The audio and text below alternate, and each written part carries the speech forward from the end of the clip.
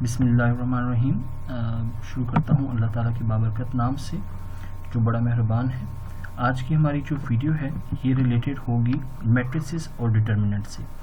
तो सबसे पहले हम देखते हैं कि हमने आज इस वीडियो के अंदर क्या डिस्कस करना है। हमारे पास जो कंटेंट है वो होगा, सबसे पहले हम इंट्रोडक्शन के ऊपर बात करेंगे कि हमारे पास मैट्रिसेस का कॉन्सेप्ट आया कहाँ से और ये किसने दिया। इसके बाद हमने डिस्कस करना है डिफरेंट टाइप्स ऑफ मैट्रिसेस की जो फैमिली है उसके मुतालिक हम बातचीत करेंगे। इसके बाद हमने ऑपरेशन मैट्रिसेस के ऊपर कौन कौन से हो सकते हैं उनको डिस्कस करना है, और फिर इसके बाद हम 2x2 मैट्रिसेस का जो डिटरमिनेंट निकलता है वो कैसे निकलता है उसको डिस्कस करेंगे। और आखिर में मैं आपको बताऊंगा कि अगर आप कोर्स बुक पढ़ रहे हैं तो कोर्स बुक में आपके पास ये कौन कौन से पेजेस से लेकर कौन कौन से पेजेस तक हमने कवर किया है। तो चलिए जी स्टार्ट करते हैं आज की वीडियो को। और अगर आपको वीडियो पसंद आती है तो आपसे गुजारिश है कि वीडियो को लाइक भी करें, वीडियो को शेयर भी करें, और जो दोस्त आपके कोचिंग अफोर्ड नहीं कर सकते हैं आप उनकी हेल्प करें।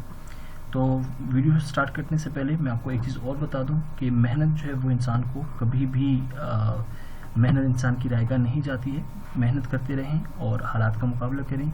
इन हालात में हमने अपने आप को, अपनी तालीम को जारी सारी रखना है।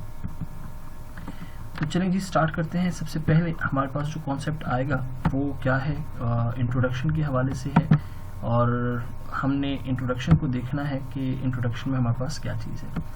अगर हम बात करते हैं कि हमारे पास मैट्रिसेस क्या हैं, देखिए मैट्रिसेस हमारे पास एक फास्टर टूल है, एक तेज़ यानी शॉर्टकट है। अगर आपके पास दो लीनियर इक्वेशंस हों और उनको आप सॉल्व करना चाहते हैं, उन लीनियर इक्वेशन में x और y की वैल्यू आपको फाइंड आउट करनी होती है। इसी तरीके से अगर ये दो से ज़्यादा इक्वेशंस हो जाएं, 3 हो जाएं या 3 से ज़्यादा 10 हो जाएं, 100 हो जाएं, तो फिर उसको सॉल्व करने के लिए आपको बहुत ज़्यादा टाइम चाहिए होगा और आपको बहुत ज़्यादा, एक इक्वेशन से वैल्यू निकलेगी, दूसरे में पुट करेंगे, दूसरी से निकलेगी, तीसरे में पुट करेंगे। इन सारी जो फटीग है, इस सारा जो लिखने का काम है, इसको शॉर्ट करने के लिए मैट्रिसेस का जो कॉन्सेप्ट है इसको इस्तेमाल किया गया और इसको इंट्रोड्यूस करवाया गया। तो जो लफ्ज़ मैट्रिक्स है ये सबसे पहले जिस शख्स ने इस्तेमाल किया इसका नाम जेम्स साइल्वेस्टर था। ये कॉन्सेप्ट तो बहुत पुराना है, लेकिन जेम्स साइल्वेस्टर साहब वो पहले शख्स हैं जिन्होंने इस कॉन्सेप्ट की शुरुआत की थी। दोस्तों ये बात भी ध्यान में रखें कि जो लफ्ज़ मैट्रिक्स है वो उसका मतलब होता है वोम, यानी जहाँ कोई चीज़ परवरिश पा सकती है। जैसे कि माँ की कोख होती है, उस कोख के अंदर एक बच्चा जन्म लेता है और वो परवरिश पाता है। तो लफ्ज़ मैट्रिक्स बेसिकली लैटिन वर्ड है जिसका मतलब होता है वोम। ठीक है, आपको मैं बताऊं कि जो जेम्स साइल्वेस्टर साहब हैं इनके मुतालिक ये है कि एक मैथमेटिशियन थे, इंग्लिश मैथमेटिशियन थे, और इनकी जो एज पीरियड है वो 1814 से लेकर 1897 तक इनकी एज का पीरियड रहा है। इसके बाद एक और साहब हमारे पास जिन्होंने हमें बहुत ज़्यादा हेल्प की मैट्रिसेस की जो थ्योरी है, इसको थ्योरी को डेवलप करने में जिस शख्स ने हमारी मदद की उसका नाम आर्थर कैले है, और इनकी भी जो ज़िंदगी का पीरियड है वो 1821 से लेकर 1895 तक इनका ज़िंदगी का पीरियड है। अब इसके बाद अगर हम बात करते हैं कि जो कॉन्सेप्ट है हमारे पास डिटर्मिनेंट का, जैसे हम मैट्रिसेस सॉल्व करते हैं तो मैट्रिसेस में आपने देखा होगा कि मुख्तलिफ ऑपरेशंस होते हैं। एक ऑपरेशन है जिसको हम डिटर्मिनेंट कहते हैं। इसके मुतालिक है कि ये चाइनीज़ और जापानीज़ मैथमेटिशियन सीकी कोवा जो है ये उनकी मरहून मिन्नत है, और इसके साथ साथ सीकी कोवा के साथ जिनका जो लाइफ टाइम का पीरियड है वो 1642 से लेकर 1708 था। इसके साथ साथ एक और जर्मन मैथमेटिशियन थे गॉटफ्रीड विलियम्स लीबनिट्ज़। इन्होंने भी जो है जो डिटर्मिनेंट ऑफ मैट्रिक्स है इसका कॉन्सेप्ट और इसको और मज़ीद अच्छा करके हमारे सामने पेश किया, जिसकी मदद से आज हम बहुत स्टार्ट में ही अगर कोई मैट्रिसेस सॉल्व नहीं होते तो हम स्टार्ट में ही उसका डिटरमिनेंट देख के बता देते हैं कि ये सिंगुलर है या ये नॉन सिंगुलर है, और हम मज़ीद आगे काम करें या ना करें। तो ये बहुत बड़ा जो इनकी जो डेवलपमेंट है बहुत ज़्यादा अच्छी डेवलपमेंट थी, जिसकी मदद से हमारे काम को इन्होंने और आसान बनाया। अब हम चलते हैं और बात करते हैं कि जो डिटर्मिनेंट की इन्वेंशन है इसका मज़ीद किस को क्रेडिट जाता है। एक और जो मैथमेटिशियन है जी क्रामर साहब, क्रामर्स रूल आपने शायद अगर प्रीवियस क्लासेस में पढ़ा भी हो, तो जो जी क्रामर साहब थे 1704 से लेकर 1752 तक इनका लाइफ पीरियड रहा है। इन्होंने डिटर्मिनेंट का जो इस्तेमाल है वो इक्वेशंस में कैसे किया जाए, इक्वेशंस को सॉल्व करने के लिए, तो ये क्रामर्स साहब जो हैं ये इनकी मरहून मिन्नत है और इन्होंने ये कॉन्सेप्ट हमें दिया। ये तो एक ब्रीफ सी डिस्कशन थी जो हमने डिस्कस की है, और आगे मैं आपको एक और वीडियो बना के दूंगा जिसके अंदर हम और क्वेश्चंस को भी सॉल्व करेंगे और इनकी डिटेल्स को भी डिस्कस करेंगे, और इसी तरीके से मैं आपको इनकी एप्लीकेशंस के ऊपर भी वीडियो बनाकर दूंगा। तो चलते हैं और हम अब डिस्कस करते हैं कि डेफिनेशन हमारे पास, अगर मैट्रिक्स को हम डिफ़ाइन करना चाहें तो कैसे डिफ़ाइन किया जाएगा। मैट्रिसेस की डेफिनेशन को हम ये कहते हैं कि मैट्रिसेस दरअसल एक रेक्टेंगुलर ब्रैकेट के अंदर अगर हम किसी नंबर को क्लोज कर दें, किसी नंबर को लिख दें, तो उसको हम कहेंगे कि वो मैट्रिक्स बन जाता है। जैसे कि आपके सामने ये नज़र आ रहा है स्क्रीन पर, आपको नज़र आ रहा है कि दो बड़ी ब्रैकेट्स हैं और इन दो बड़ी ब्रैकेट्स के अंदर एक ख़ास तरतीब से हमने नंबर्स को लिखा हुआ है। जैसे कि आप देख सकते हैं कि मैंने ए से ही सारे एलिमेंट्स को जाहिर किया हुआ है, और यहाँ पे आपको एक चीज़ मैं और बताते चलूँ कि जब आप सॉल्व करते हैं तो एक डायरेक्शन ये है, जैसे रेड में आपको नज़र आ रहा है 1 2 और ये n। अच्छा, ये ब्रैकेट से ऊपर है, ये आप लोगों को सिर्फ समझाने के लिए है। जबकि एलिमेंट्स जो है वो हमारे पास, ये पहला एलिमेंट कहलाता है A11, A11 यानी एक ग्रीन है और एक रेड है। जो रेड आपको नज़र आ रहा है ये इस डायरेक्शन में, इसको हम कहते हैं रोज़, ये हमारे पास रोज की फॉर्म में है। जबकि अगर हम नीचे की तरफ से आ जाएं, ये वर्टिकल डायरेक्शन है और वर्टिकल डायरेक्शन में इसको हम कॉलम कहते हैं। तो जैसे कि आप देख सकते हैं कि आप किसी भी मैट्रिक्स में m ऑर्डर और n ऑर्डर तक, यानी m कॉलम्स भी बना सकते हैं और n रोज भी बना सकते हैं। तो ये डिपेंड करता है कि आपके पास कितना बड़ा सिस्टम है, कितना बड़ा मैट्रिक्स है। डियर स्टूडेंट्स, आप इस बात को भी जहन में रखें कि जो मैट्रिक्स का कॉन्सेप्ट है ये हमारे डेली लाइफ में बहुत ज़्यादा इस्तेमाल होता है। जैसे कि आप देख सकते हैं कि हमारे पास जो वीडियो गेम्स होती हैं उनकी जो सर्किट्स के अंदर डिज़ाइन होता है और उनके जो पिक्सल होते हैं उनको भी देखने के लिए, इसी तरीके से अगर आप किसी बहुत बड़े स्टेडियम के अंदर जाएं और वहाँ आप टिकट लेते हैं तो वहाँ जो टिकटिंग सिस्टम होता है उसमें भी यही कोई तरतीब ही इसको इस्तेमाल किया जाता है। तो ये जो हमने देखा, ये इस तरीके से अगर हम एलिमेंट्स को अरेंज करते हैं, this is called actually matrix. अब मैट्रिक्स के अंदर रोज क्या है, जैसे कि मैंने आपको पहले भी कहा कि रोज हमारे पास मैट्रिक्स के अंदर हॉरिजॉन्टल डायरेक्शन में जो लाइनें हैं, हॉरिजॉन्टल डायरेक्शन में, इस डायरेक्शन में आपको नजर आ रहा है, इस डायरेक्शन में जो लाइनें हैं इनको हम कहते हैं रोज।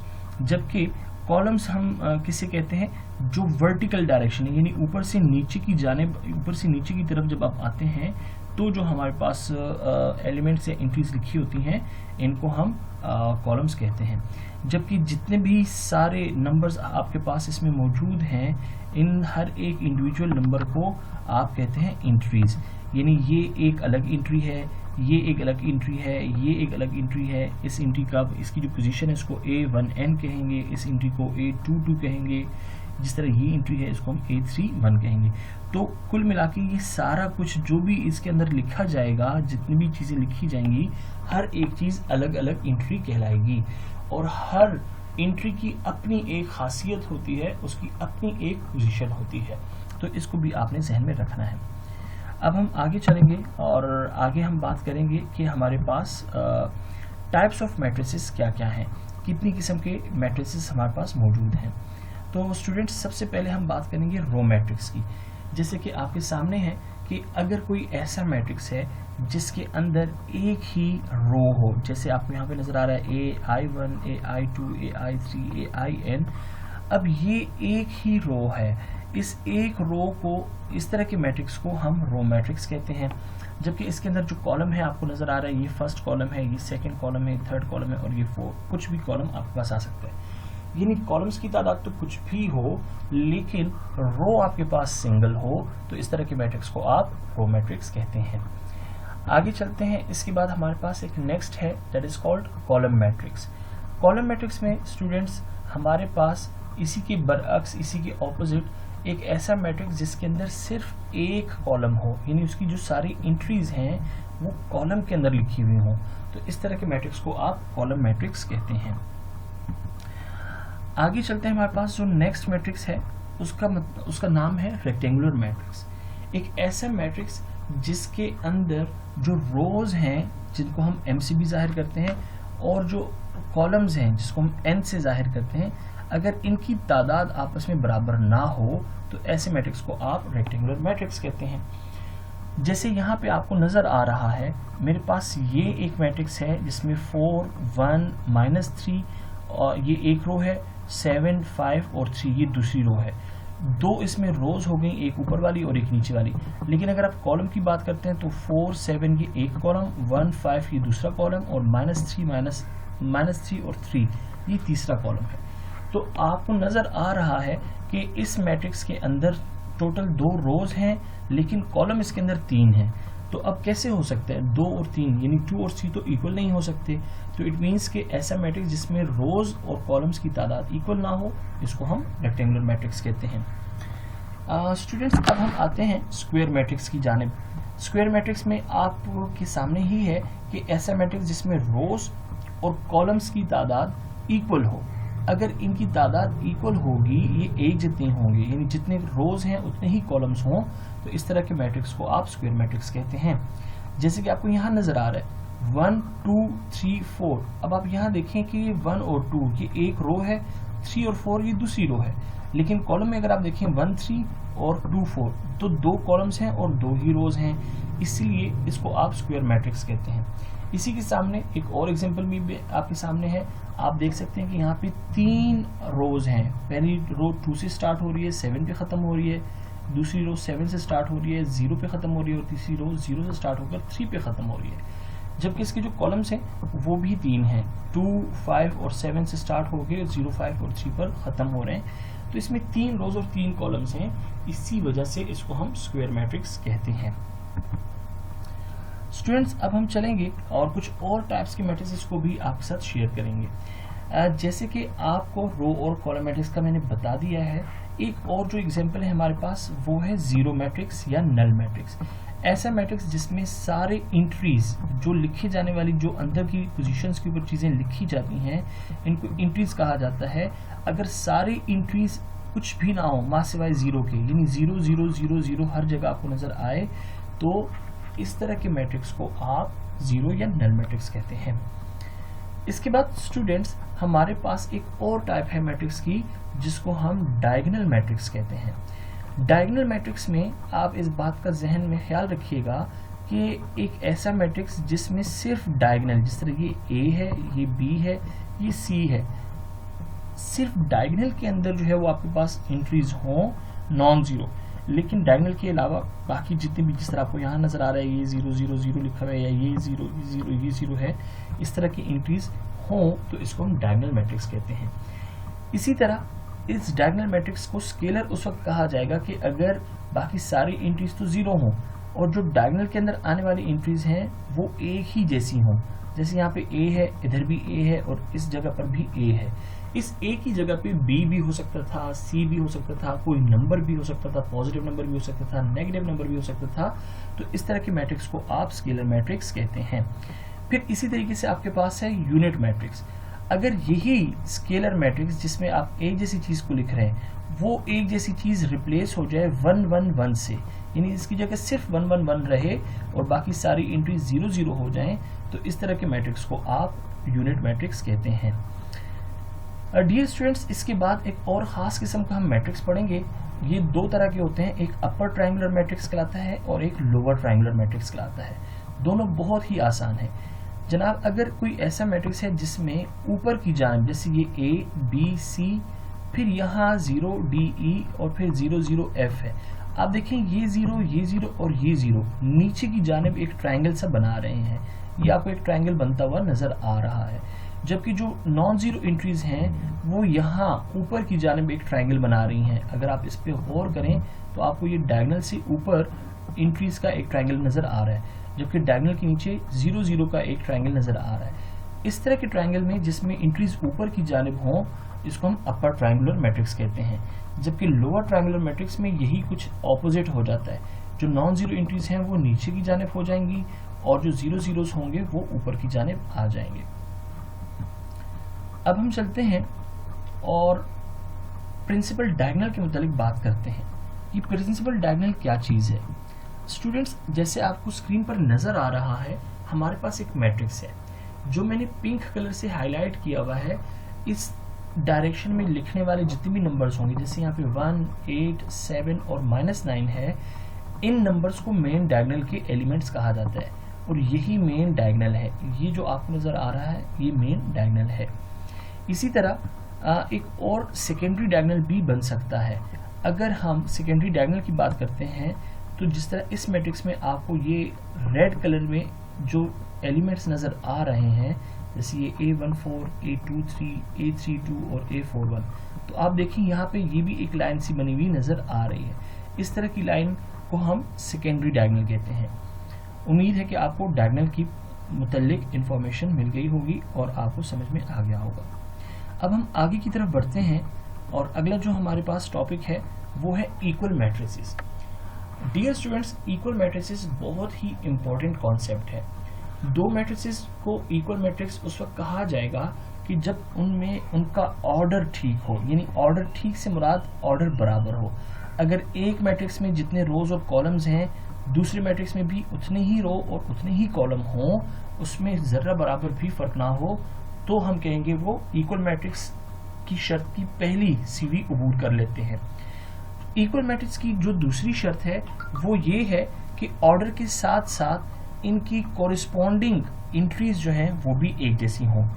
अब ये कॉरिस्पॉन्डिंग इंट्री से क्या मुराद है जनाब? जिस तरह ये पोजीशन है इसको हम कहते हैं फर्स्ट पोजीशन। ये हमारे पास फर्स्ट रो की सेकंड पोजीशन है। इस मैट्रिक्स में भी ये फर्स्ट रो की फर्स्ट पोजीशन और ये फर्स्ट रो की सेकंड पोजीशन। तो जो एलिमेंट यहाँ लिखा हुआ है यहाँ पे भी वही कुछ आना चाहिए। यहाँ पे आप देखिए, यहाँ पे आपके पास 4 लिखा हुआ है और यहाँ -1, जबकि अगर आप 8 को 2 से डिवाइड कर दें तो भी 4 बनता है, सिर्फ यहाँ शक्ल चेंज है इसकी, और ये -1 तो ऑलरेडी है। इसी तरीके से अगर आप इस इंट्री की बात करें तो ये 0 है और इसके बदले में यहाँ पे भी 0 आया हुआ है, जबकि इधर 1.5 है। और अगर आप इस इंट्री को देखें तो ये भी उसी की पोजीशन पे है, 3 डिवाइड बाई 2 करेंगे तो ये भी 1.5 आता है। डियर स्टूडेंट्स, इक्वल मैट्रिसेस का जो कॉन्सेप्ट है ये बहुत ही ज़्यादा इम्पॉर्टेंट है। जब आपको कभी किसी वेरिएबल की वैल्यू निकालनी हो तो आप वेरिएबल की वैल्यू को निकालने के लिए इक्वल मैट्रिसेस के कॉन्सेप्ट को अप्लाई कर सकते हैं। जैसे कि आपको यहाँ नज़र आ रहा है, आपके पास एक मैट्रिक्स में एक वेरिएबल है 4x + 5 के साथ लिखा हुआ एक एंट्री है, दूसरी जो एंट्री है हमारे पास वो 9 है, जबकि इसको इक्वल किया गया है 21 और यहाँ पे 9। इसका मतलब ये है कि जो 4x + 5 है ये 21 के ही बराबर होना चाहिए। अब हमारे पास इस x की जगह पे क्या आ जाए कि जब हम उसको पुट कर दें तो ये 21 बन जाए, यही कुछ हमने ढूंढना है। आप यहाँ देख सकते हैं कि 4x + 5 = 21। आप 5 को उस तरफ ले जाएं, 4 से डिवाइड कर दें तो x की वैल्यू आपके पास 4 आ रही है। अगर हम इस 4 को वापस इसमें पुट करवा दें तो आप देखेंगे कि आपके पास इसका जो आंसर आएगा वो 21 ही आएगा। जबकि जो सेकंड -7 है और ये y - 12 की इक्वल होगा। आप जब इनकी वैल्यूज को भी पुट करवाएंगे तो आपके पास यही आंसर आ जाएगा, यानी y = 5 आ जाएगा। अगर आप y की जगह 5 पुट करेंगे तो जो ये वाली एंट्री है इस पे भी आपको -7 ही मिलेगा, इस एंट्री पे भी आपको -7 ही मिलेगा। स्टूडेंट्स, अब हम चलेंगे और ऑपरेशंस की बात करेंगे। एक बहुत ही ज़्यादा इम्पॉर्टेंट कॉन्सेप्ट है कि मैट्रिसेस के ऊपर मैथमेटिकली कौन से ऑपरेशंस पॉसिबल हैं। जैसे कि हमारे पास एडिशन ऑफ मैट्रिसेस की बात की जाए तो हम ये कहते हैं कि दो मैट्रिसेस को हम ऐड कर सकते हैं, लेकिन उसकी शर्त क्या है? उसकी सबसे बड़ी शर्त ये है कि वो जो दोनों मैट्रिसेस हैं उनका ऑर्डर सेम होना चाहिए, यानी उनमें रोज और कॉलम्स की जो तादाद है दोनों मैट्रिसेस की वो सेम होनी चाहिए, तभी उनकी एडिशन पॉसिबल है। और जब आप ऐड करते हैं तो ऐड करते वक्त में आपको कॉरिस्पॉन्डिंग वैल्यूज को ही ऐड करना होता है। जैसे कि यहाँ आपको नजर आ रहा है ये 3 है तो ये इस मैट्रिक्स की 4 से ऐड होगा, और जब 3 और 4 ऐड होंगे तो आंसर आपके पास 7 आएगा। इसी तरह यहाँ पे ये 8 है, जब इसमें आप 0 को ऐड करेंगे तो आपके पास 8 आंसर आ जाएगा। 4 + 1 आपके पास 5 और 6 - 9 आपके पास -3 आंसर देगा। डियर स्टूडेंट्स, इसकी एक और एग्जांपल 3x3 ऑर्डर का मैट्रिक्स भी है। आप इसमें भी देख सकते हैं कि आपके पास कॉरिस्पॉन्डिंग एलिमेंट कॉरिस्पॉन्डिंग एंट्री के साथ ही जाकर मिल रहा है और एडिशन का ऑपरेशन परफॉर्म करते हुए आपको रिजल्ट दे रहा है। अब हम चलेंगे और सब्ट्रैक्शन की बात करेंगे। डियर स्टूडेंट्स, सब्ट्रैक्शन जो हमारे पास मैट्रिसेस की होती है ये वैसी ही है जैसे एडिशन, लेकिन बस एडिशन के ऑपरेशन के बजाय यहाँ पे सब्ट्रैक्शन का साइन लग जाता है। और आप देख सकते हैं कि अगर दो मैट्रिसेस जिनका ऑर्डर सेम है तो जो मैट्रिक्स हमने पहले ही लिखना होगा उसको हम मैट्रिक्स 1 और जिसको सब्ट्रैक्ट करना होगा उसको हम मैट्रिक्स 2 करेंगे, और इनके जो कोरिस्पॉन्डिंग एंट्रीज हैं उनकी वैल्यूज को आपस में हम एडिशन के बजाय सब्ट्रैक्ट कर लेंगे तो हमारे पास रिजल्टेंट वैल्यू आ जाएगी। जैसे कि आप यहाँ पे इस एग्जांपल में देख सकते हैं a माइनस बी, हमारे पास दो मैट्रिसेस थे, जब आपने इनको सब्ट्रैक्ट किया तो आपके पास इसका आंसर जो ग्रीन में नजर आ रहा है ये इसकी वैल्यू है। जैसे कि 5 में से जब आप 3 को सब्ट्रैक्ट करते हैं तो आपके पास 2 आ जाता है। 8 में से आपने 4 को सब्ट्रैक्ट किया और आपके पास 4 आ गया। जबकि इसी तरीके से अगर आप इस 1 को देखें, इस एंट्री को, अगर 1 में से आप 0 को सब्ट्रैक्ट कर रहे हैं तो आपके पास 1 ही आंसर आ रहा है।